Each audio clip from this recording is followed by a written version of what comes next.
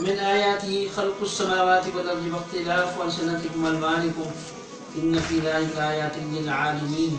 ومن آياته خلق السماوات والأرض واختلاف ألسنتكم وألوانكم إن في ذلك لآيات للعالمين.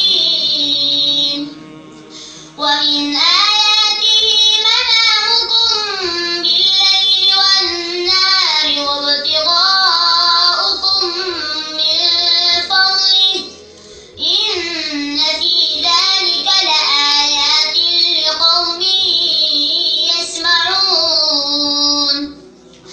ومن آياته يريكم البرق خوفا وطمعا وينزل من السماء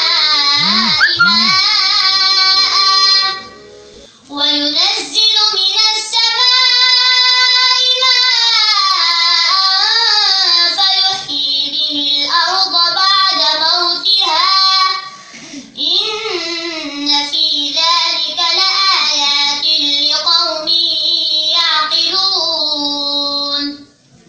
ومن آياته أن تقوم السماء والأرض بأمره ثم إذا دعاكم دعوة من الأرض إذا أنتم تخرجون. وله من في السماوات والأرض كل له قانتون. وهو الذي يبدأ الخلق ثم يعيده وهو أهون عليه وله المثل الأعلى في السماوات والأرض وهو العزيز الحكيم. ما شاء الله ما شاء الله.